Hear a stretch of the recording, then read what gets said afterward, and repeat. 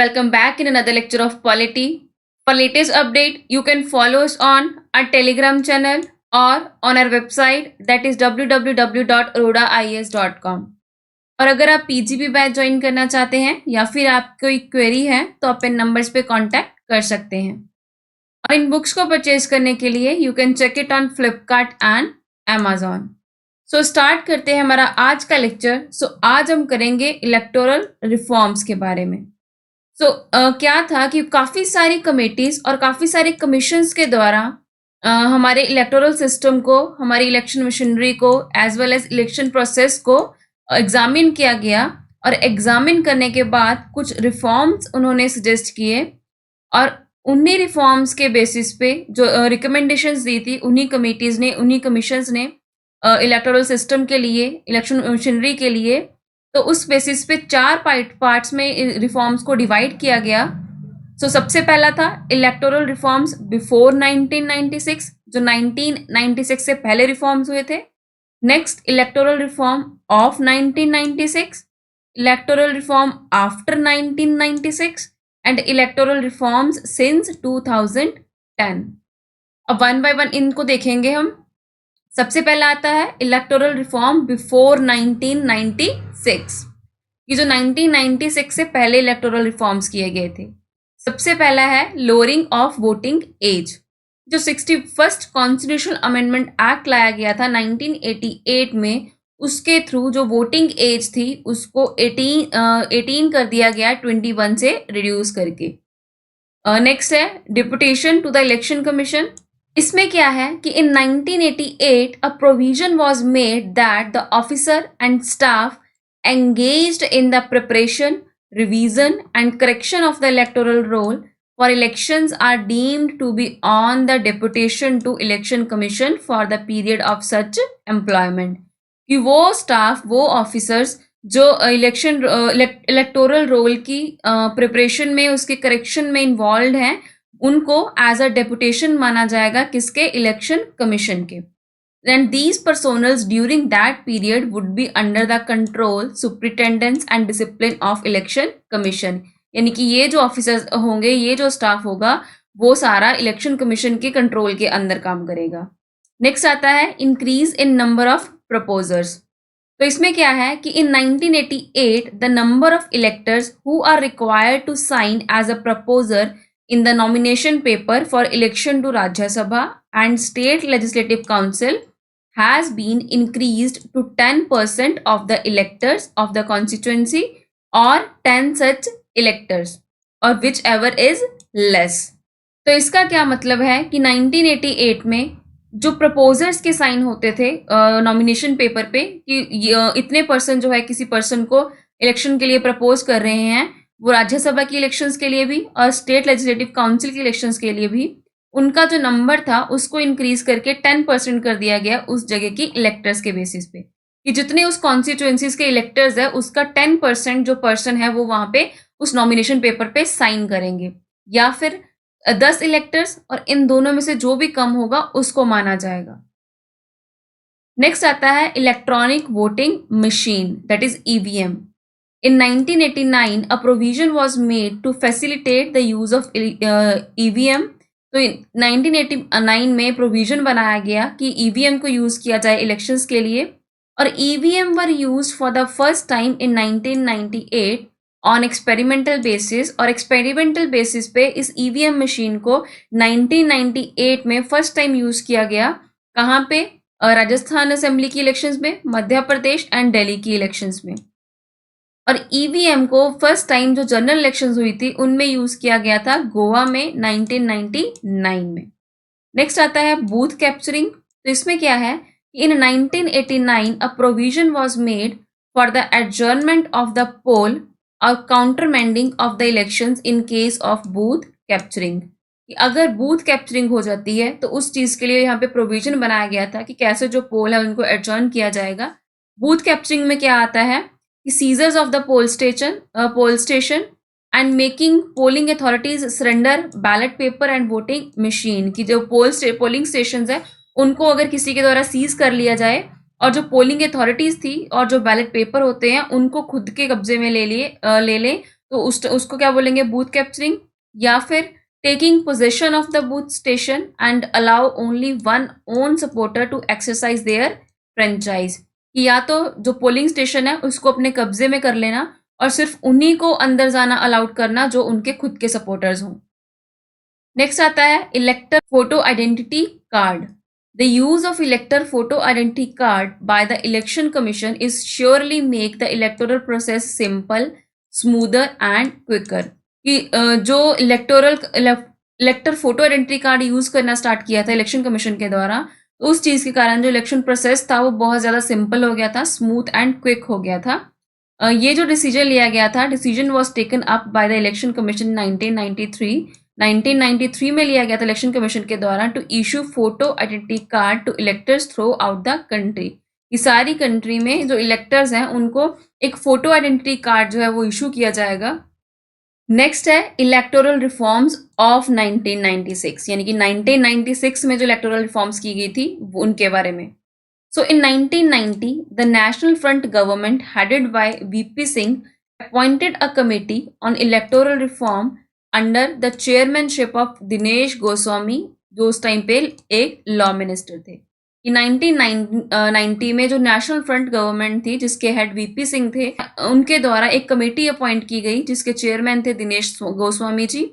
The committee was asked to study the electoral system in detail. Committee को क्या काम दिया गया कि आप जो इलेक्टोरल सिस्टम है उसको डिटेल में स्टडी करोगे and suggest measures for remedying the drawbacks within. और क्या करोगे कि जो भी उसमें ड्रॉबैक्स आ रहे हैं उसके लिए मेजर्स रिकमेंड करोगे, सजेस्ट करोगे। तो इस कमेटी के द्वारा जो इसकी रिपोर्ट थी वो 1990 में सबमिट की गई and made a number of proposals on electoral reforms. और इन्होंने काफ़ी सारे जो प्रपोजल दिए इलेक्टोरल रिफॉर्म्स के लिए, और उनमें से जो रिफॉर्म्स हैं वो कौन से हैं। सबसे पहला है कि listing of the name of candidates.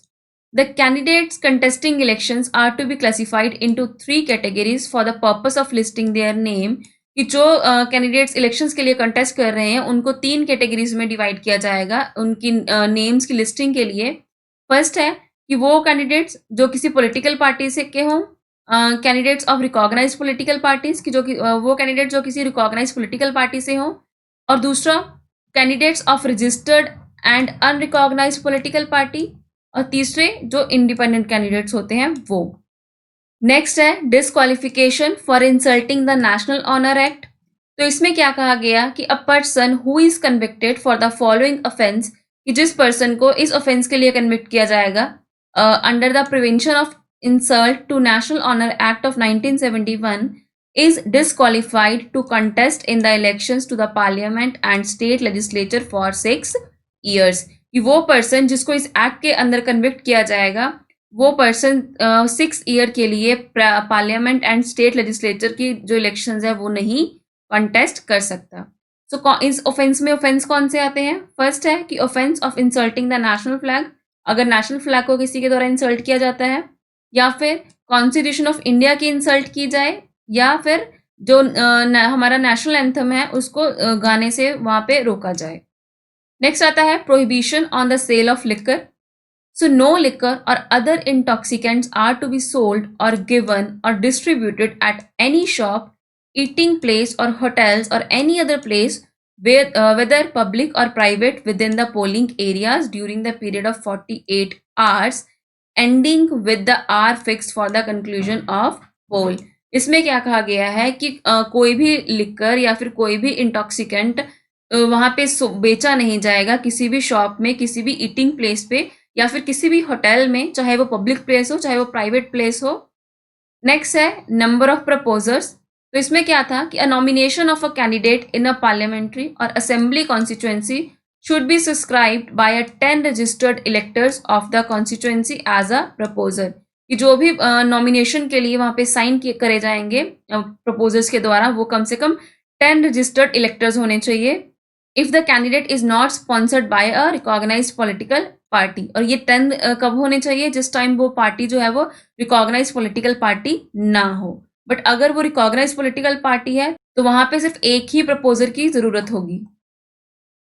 Next आता है डेथ ऑफ द कैंडिडेट। तो इसमें क्या है कि election would not be countermanded on the death of the contesting candidates before the actual polling. However, if the deceased candidates belong to the recognized political party, the party concerned would be given an option to propose another candidate within the 7 days। कि अगर election होने से पहले किसी candidate की death हो जाती है, तो अगर वो जिस कैंडिडेट की डेथ हुई है वो किसी रिकॉग्नाइज पॉलिटिकल पार्टी का मेंबर था, तो वहां पे उस पार्टी को टाइम दिया जाएगा कि आप जो है किसी और अनदर कैंडिडेट को वहां पे प्रपोज कर सकते हैं, बट वो 7 days के अंदर अंदर। नेक्स्ट आती है time limit for bye elections. Bye elections are to be held within the 6 month of the occurrence of vacancy, यानी कि जिस दिन वैकेंसी क्रिएट हो रही है उस दिन के से 6 month के अंदर अंदर जो है बाई इलेक्शंस हो जानी चाहिए। But this condition is not applicable in 2 cases। तो ये जो कंडीशन है वो 2 cases में एप्लीकेबल नहीं होगी। Where the reminder of the term of member whose vacancy is to be filled is less than 1 year, यानी कि जो वहां पे वैकेंसी क्रिएट हुई है उसकी जो टेन्योर है वो सर 1 साल से कम है, कि 1 साल के बाद वो सीट ही खत्म हो जाएगी, तो वहां पे जो है बाई इलेक्शंस नहीं करवाई जाएंगी। When the election commission in consultation with the central government clarify that it is difficult to hold the by elections within the said period, कि अगर वहां पे इलेक्शन कमीशन ये कह दे कि अभी जो बाई इलेक्शंस करवाना डिफिकल्ट है, तो उस टाइम पे भी वहां पे बाई इलेक्शंस नहीं करवाई जाएंगी। नेक्स्ट आता है holidays to employees on the polling days, कि जितने भी रजिस्टर वोटर होंगे, चाहे वो ट्रेड के में हो, बिजनेस के, इंडस्ट्री में काम कर रहे हो, तो जिस दिन पोलिंग होगी उस दिन उनको जो है वो पेड हॉलीडे मिलेगी, यानी कि उनकी जो सैलरी है वो नहीं कटेगी। नेक्स्ट है कंटेस्टेंट्स रिस्ट्रिक्टेड टू 2 constituencies। तो इसका क्या मतलब है कि a candidate who would not be eligible to contest from more than 2 parliamentary or assembly constituency at a general elections or at the by elections which are held simultaneously. कोई भी candidate है जो है वो 2 से ज्यादा पार्लियामेंट्री या फिर असेंबली कॉन्स्टिट्यूएंसी से इलेक्शन जो है वो नहीं लड़ सकता। नेक्स्ट है प्रोहिबिशन ऑफ आर्म्स। तो इसका क्या मतलब है कि entering into the neighbourhood of polling station with any kind of arm is to be considered a recognisable offence, कि अगर आप किसी भी हथियार के साथ पोलिंग स्टेशन में एंटर करते हो तो उस चीज को एक ऑफेंस माना जाएगा, और such an act is punishable with imprisonment of up to 2 years। ऐसे एक्ट के लिए आपको 2 साल की सजा हो सकती है, या फिर आपको फाइन हो सकता है, या फिर दोनों हो सकते हैं कि 2 साल की सजा भी और फाइन भी। नेक्स्ट आता है अफेक्टिव कंपेनिंग पीरियड रिड्यूस्ड। तो इसमें क्या है कि minimum gap between the last date for withdrawal of the candidature and the polling date has been reduced from 20 to 14 days, कि जिस दिन आप एप्लीकेशन विड्रॉ कर सकते हो, जो लास्ट पोलिंग डेट है उसमें पहले 20 दिन रखे जाते थे और अब जो है उनको रिड्यूस करके 14 days कर दिया गया है। नेक्स्ट आता है इलेक्टोरल रिफॉर्म्स आफ्टर 1996। तो जो 1996 के बाद इलेक्टोरल रिफॉर्म्स किए गए थे उनके बारे में। सो फर्स्ट है presidential and vice presidential elections. So in 1997, the number of electors as proposers and seconders for contesting elections to the office of president was increased from 10 to 50, कि वहाँ पे जो प्रेसिडेंट की इलेक्शंस के लिए number of proposer थे उनको 10 से इंक्रीज करके 50 कर दिया गया है, और जो वाइस प्रेसिडेंट की इलेक्शंस के लिए थी उसके ऑफिस के लिए वो 5 से 20 कर दिए गए हैं, और जो अमाउंट ऑफ सिक्योरिटी डिपॉजिट होती थी उसको भी 2500 से इंक्रीज करके 15,000 कर दिया गया है। नेक्स्ट आता है requisitioning of staff for election duty. So in 1998 a provision was made whereby the employees of local authorities, nationalized banks, universities, LIC, government undertakings and other government aided institutions can be requisitioned from deployment on election duty। कि 1998 में ये provision बनाया गया कि जितने भी local authorities के employees हैं, LIC गवर्नमेंट के हैं, यूनिवर्सिटीज के हैं, उनको इलेक्शन ड्यूटी के लिए वहां पे डिप्लॉय किया जाएगा। नेक्स्ट आता है वोटिंग थ्रू पोस्टल बैलेट्स। तो इसमें क्या है कि in 1999 a provision was made for voting by certain classes of person through postal ballot, कि कुछ क्लासेस जो है, कुछ लोग जो है वो पोस्टल बैलेट के थ्रू भी वहां पे वोटिंग कर सकते हैं। नेक्स्ट है facility to opt to vote through proxy. तो इसमें क्या है कि in 2003 a facility to opt to vote through proxy was provided to the service voters belonging to the armed forces, members belonging to the forces to which provision of the Armed Act apply। कि जो 2003 में ये facility provide की गई कि वहाँ पे proxy voting का यूज़ किया जा सकता है उन लोगों के लिए जो सर्विस वोटर्स हैं, यानी कि जो आर्म्स सर्विसेज में काम करते हैं, तो वो यहाँ पे किसी से एज अ प्रॉक्सी वोटिंग भी करवा सकते हैं। नेक्स्ट आता है declaration of criminal antecedents assets etcetera by a candidates. So in 2003, the Election Commission issued an order directing every candidate seeking elections to the parliament or state legislature to furnish on his nomination paper the information on the following matter। यानी कि 2003 में election commission ने एक issue order किया कि जो भी candidates parliament या फिर स्टेट लेजिस्लेचर के इलेक्शंस के लिए खड़े हो रहे हैं, वो जो नॉमिनेशन पेपर है उन पे इन मैटर्स के लिए बारे में अपनी इंफॉर्मेशन देंगे। कौन से मैटर्स? फर्स्ट है whether the candidate has been convicted or discharge in any criminal offence in the past, कि जो कैंडिडेट है उसको किसी क्रिमिनल ऑफेंस के लिए कन्विक्ट तो नहीं किया गया है पास्ट में। The ascents of the candidate and his और हर स्पाउस, और जो एसेंट्स है यानी कि जितने भी उसके पास इमूवेबल या फिर मूवेबल प्रॉपर्टी है या फिर बैंक बैलेंस है उसके बारे में बताएंगे, जितनी भी लाइबिलिटीज़ है उनके बारे में बताएंगे, और जितनी भी उनकी एजुकेशनल क्वालिफिकेशन है उनके बारे में बताया जाएगा। नेक्स्ट है changes in the Rajya Sabha election. तो इसमें क्या है कि in 2003 the following two changes were introduced with respect to the elections to the Rajya Sabha. यहाँ पे 2 चेंजेस किए गए राज्यसभा के इलेक्शंस के लिए। फर्स्ट इज डोमिसाइल और residency requirement of the candidate contesting an elections to the Rajya Sabha was removed. कि पहले अगर कोई राज्यसभा के इलेक्शंस के लिए कहीं किसी कॉन्स्टिट्यूएंसी से खड़ा होता था तो वहाँ पे उसके पास उस जगह का डोमिसाइल होना चाहिए था, उस जगह का वो रेजिडेंस होना चाहिए था। तो इस रिक्वायरमेंट को यहाँ से रिमूव कर दिया गया और यहाँ पे open ballot paper system introduce किया गया instead of secret ballot system. Next आता है एग्जाम्पशन ऑफ ट्रेवलिंग एक्सपेंडिचर। तो इसके थ्रू क्या बोला गया कि as per the provision of 2003 the travelling expenditure incurred by the companion leaders of the political party should be exempted from being included in the election expenses of the candidate। जितने भी travelling expenditure होंगे उनको जो election expenses होंगे उनमें include नहीं किया जाएगा। नेक्स्ट है free supply of electoral rolls. तो इसमें क्या है कि according to the 2003 provision the government should supply free of cost the copies of the electoral rolls. कि जो 2003 में प्रोविजन लाया गया था उसके अकॉर्डिंग जो गवर्नमेंट है वो फ्री ऑफ कॉस्ट जो है सप्लाई करेगी इलेक्टोरल रोल की कॉपीज, और जितना भी बाकी मटेरियल होगा वो to the candidates of recognised political parties, जितने भी रिकॉग्नाइज्ड पॉलिटिकल पार्टी के कैंडिडेट्स होंगे उनको। नेक्स्ट है parties entitled to accept contribution. तो इसमें क्या है कि in 2003 the political parties were entitled to accept any amount of contribution from any person or company other than the government company. यहाँ पे जो पॉलिटिकल पार्टीज हैं वो कोई भी अमाउंट जो है वो एक्सेप्ट कर सकती हैं किसी भी पर्सन से या फिर किसी भी कंपनी से जो गवर्नमेंट कंपनी नहीं है। And they have to report any contribution in excess of 20,000 to the election commission for making any claim to any income tax relief. अगर उनको 20,000 से ज़्यादा वहाँ पे मनी अमाउंट दी जाती है तो उस चीज़ के लिए उनको इलेक्शन कमीशन को रिपोर्ट करना होगा कि अगर वो इनकम टैक्स से रिलीफ चाहते हैं। नेक्स्ट है allocation of time on electronic media. तो इसमें क्या है कि under a 2003 provision election commission should allocate equitable sharing of time on the cable television network. यहाँ पे जो है इलेक्शन कमीशन सबको इक्वल टाइम डिस्ट्रीब्यूट करेगा कि वो कैसे जो है अपने मीडिया के थ्रू अपनी प्रचार करवा सकते हैं and other electronic media during elections to display or propagate any matter to address public. कि कैसे जो उनके जितने भी मैटर्स वगैरह हैं उनको पब्लिश करने के लिए मीडिया पे दिखाने के लिए यहाँ पे उनको इक्विटेबल जो टाइम है वो डिवाइड किया जाएगा। नेक्स्ट है इलेक्टोरल रिफॉर्म्स सिंस 2010। तो इसमें सबसे पहला है रिस्ट्रिक्शंस इम्पोज्ड ऑन एग्जिस्टिंग पोल।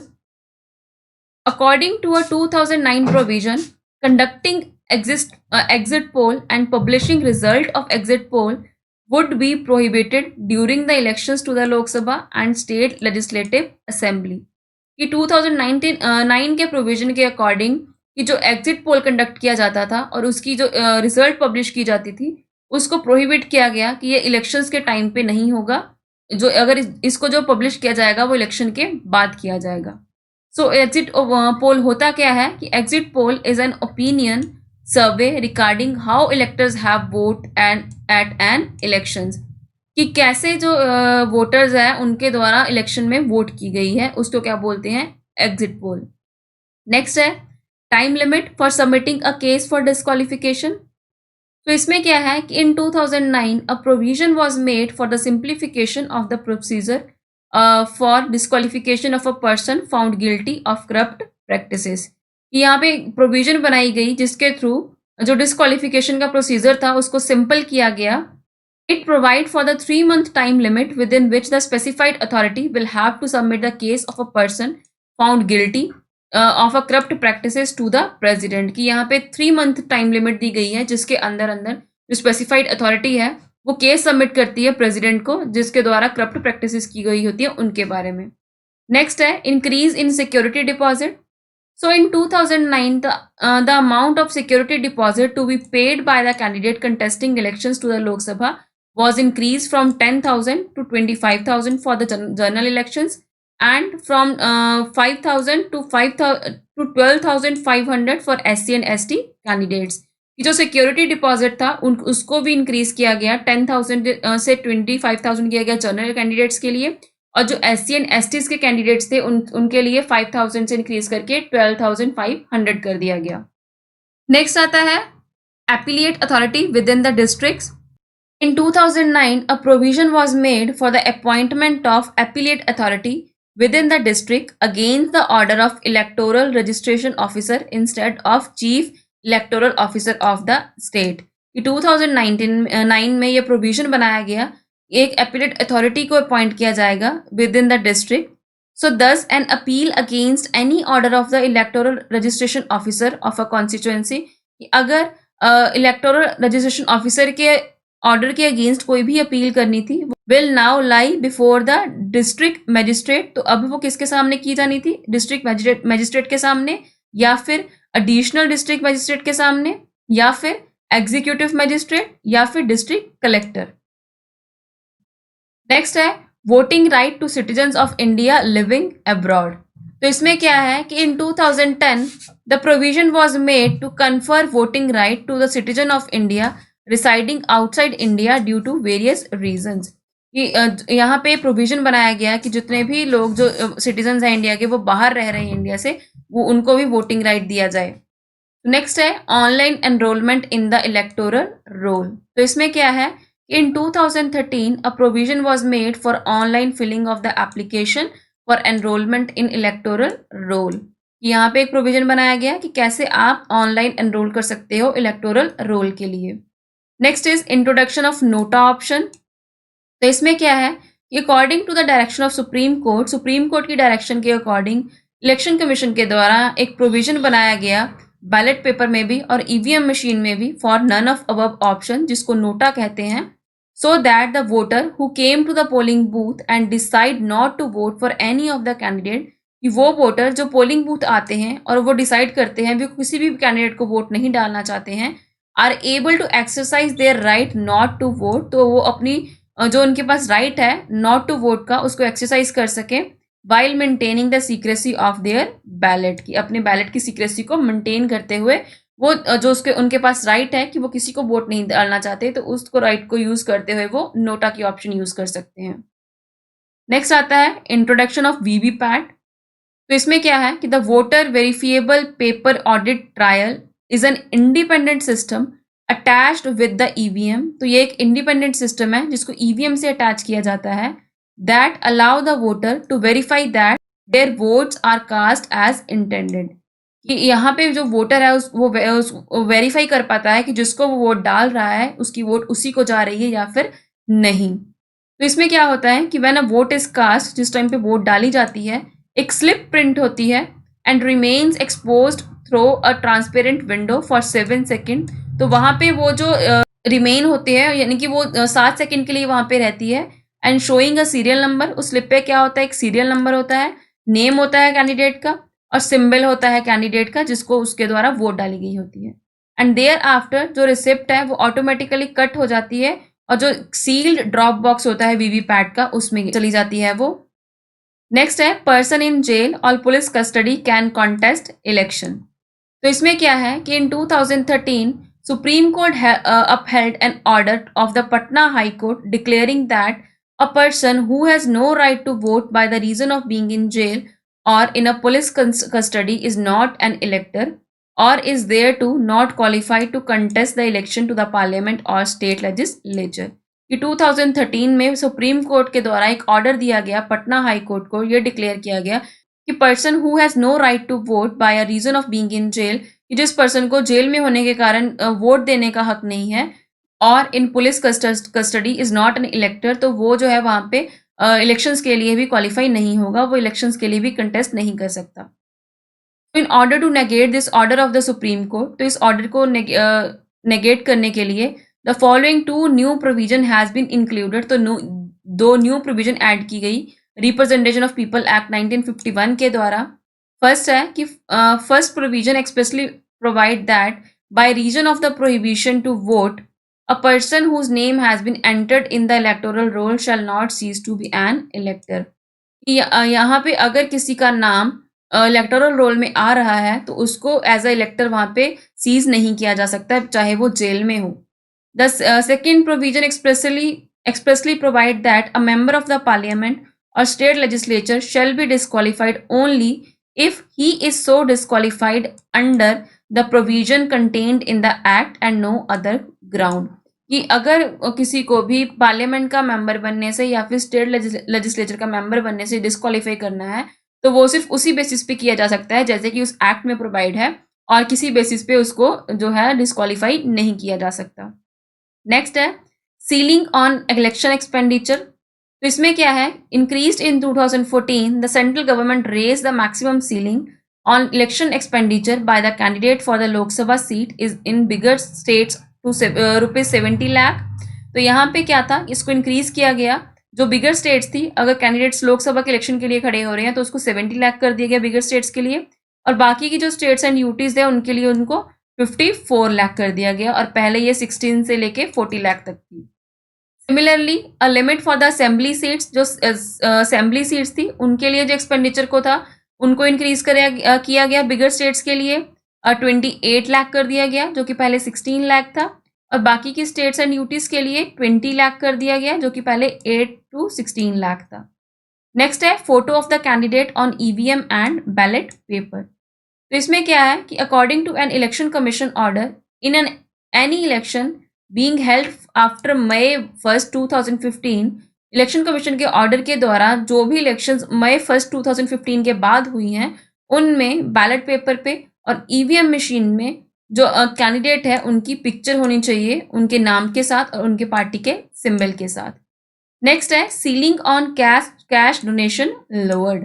तो इसमें क्या था कि 2017 के बजट में the limit for anonymous cash donation by any individual to a party system has been lowered from 20,000 to 2,000, कि जो भी एनोनिमस डोनेशन आता था पार्टीज को तो उसको 20,000 से कम करके 2,000 कर दिया गया। तो इसका क्या मतलब है कि जो भी पॉलिटिकल पार्टीज हैं वो 2,000 से ज्यादा कैश में डोनेशन रिसीव नहीं कर सकती। नेक्स्ट है इंट्रोडक्शन ऑफ इलेक्टोरल बॉन्ड। तो इसमें क्या है कि in 2018 the central government notified the electoral bond scheme. So 2018 में सेंट्रल गवर्नमेंट के द्वारा ये एक स्कीम को नोटिफाई किया गया, और इस स्कीम को अनाउंस किया गया था 2017 के बजट में। And it is an alternative to cash donation made to the political parties. तो ये जो था एक ऑल्टरनेटिव की तरह था जो कैश डोनेशन दी जाती थी पॉलिटिकल पार्टीज को उनके लिए। It is aimed at bringing clean money and substantial transparency in the system of political funding। तो इस बॉन्ड का एम क्या था कि यहाँ पे जो है वो क्लीन मनी ही आ सके, कोई काला धन ना आए यहाँ पे, और जो ट्रांसपेरेंसी है पॉलिटिकल फंडिंग में उसको मेंटेन किया जा सके। नेक्स्ट आता है फॉरेन फंडिंग अलाउड। तो इसमें क्या है कि in 2018 budget the receiving of foreign funds by the political parties has been allowed. यहाँ पे पॉलिटिकल पार्टीज को अलाउ किया गया कि आप जो है वो फॉरेन फंड भी रिसीव कर सकते हो। तो इस चीज़ के लिए जो फॉरेन कंट्रीब्यूशन एक्ट था 2010 का उसको अमेंड किया गया। तो इसी के साथ हमारा आज का लेक्चर कंप्लीट होता है। मिलते हैं अपने नेक्स्ट लेक्चर में नेक्स्ट चैप्टर के साथ। Thank you.